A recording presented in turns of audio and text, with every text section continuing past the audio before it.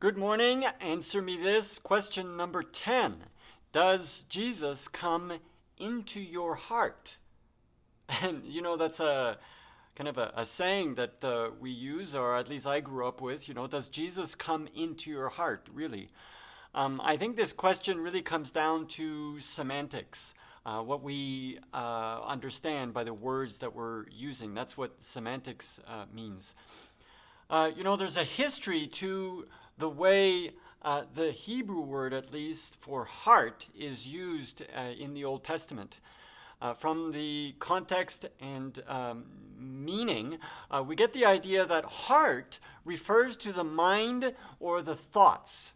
So Deuteronomy chapter 6, verse 5, for instance, says that we should love the Lord our God with all our heart. And that word for heart is there. And it's not speaking of an emotional love or something like that, or romantic, but to keep our minds and our thoughts working and thinking on Him and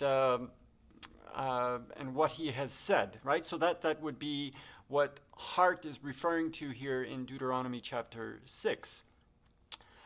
Our closer look at the word, and here I'm referring to the word in Hebrew, reveals a little bit more. So the Hebrew word is lev, and for those of you who understand Ukrainian, you'll understand that word is confusing now to me because the word lev in Ukrainian means lion. Okay, so it has nothing to do with that, and I don't know why I'm sharing this with you, but it's just confusing. Now it confused you, right? But anyways, the Hebrew word lev is written with two letters. The first letter is lamed, or l, right? And the next one is beit, or it can be b or v. So it makes lev. So the first letter, at least in cursive, is kind of the picture of a staff. If you look at Hebrew cursive, for the letter lamed, you'll see that it looks like a hook on the edge there, on the end of it, just like a staff, and that's because it's made to to represent a shepherd's staff. So the staff is a sign of guidance or authority, as in a shepherd having authority over his flock, or directing his flock. The second letter is a symbol for the floor plan of a tent. Just to remind you that most of these letters in Hebrew, in the Hebrew alphabet, represent something common from day-to-day life in ancient times, and so. The language originated from a Middle Eastern nomadic tribe. So the floor plan of a tent, right, is something very day-to-day, something that they lived in. So the idea here is of something inaccessible or something unseen, something inside, right? So inside the tent. So the family lives in the tent where no one sees but them, right? So that's the idea, the floor plan of a tent. So when you put these two ideas or these two letters together, what you get is the authority within. The authority within. I think this is a great way to understand at least what the Old Testament meaning of heart. What is the authority within?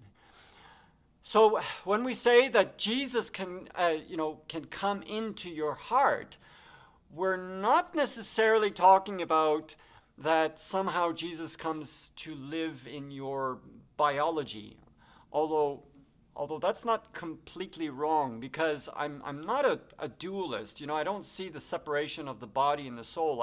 I believe that as a person, I exist in one place as one entity, and both my body and my spirit live in one place. To be without a body, if my body dies, for instance, would be for me to be incomplete. And I would remain incomplete until I am reunited with my body, which Jesus promised and demonstrated by conquering death himself and then presenting himself to his disciples in a resurrected body. So again, united body and spirit. So when I'm baptized in the Holy Spirit, for instance, as Jesus said to his disciples in the Gospel of John, he says, he who was with you, referring to himself because he was with his disciples, he says, he who was with you will be in you.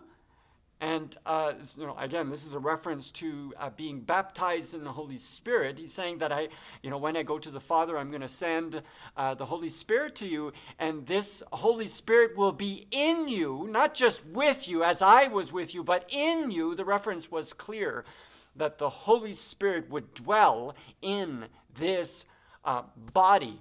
So if we look at Romans chapter 6, verse 13, it says, do not offer any part of yourself to sin as an instrument of wickedness, but rather offer yourselves to God as those who have been brought from death to life, and offer every part of yourself to him as an instrument of righteousness. To conclude this idea I'm trying to get here, 1 Corinthians chapter 6, verse 15, do you not know that your bodies are members of Christ himself? Right? So, shall I then take the members of Christ and unite them with the prostitute? And again, that's just an example of using the members of your body to sin. Right? So there is a clear evidence in the teaching of the New Testament here that Jesus, the Holy Spirit, dwells in us, and that in us refers to our biology as well. So I'm not against this idea that the Holy Spirit dwells in the biology of our bodies. But back to the question, inviting Jesus into your heart. I think a more useful idea would be, have you invited Jesus to take authority over your life? So the private part of your life, the control center of your life, the inaccessible part of your life, well, inaccessible to anyone but yourself. Have you invited Jesus to take authority over your life? Have you shined the light of truth of Christ in that personal area and control center of your life? When we decided to make the trip back to Canada with my family, I remember getting my wife and the boys together, and we sat around in the living room in the privacy of our own home, and as a family we had a discussion about what they thought about this and what we were going to do. So we had a family meeting. Ever have one of those private family meetings before you make a decision about the rest of your life, basically? I think this is what Jesus invites us to do, right? And not just a one-time thing, but it's something that occurs all the time. Revelation chapter 3, verse 20. This is a verse that I have heard since I was a young child, right? And here it says, Jesus says, "Here I am.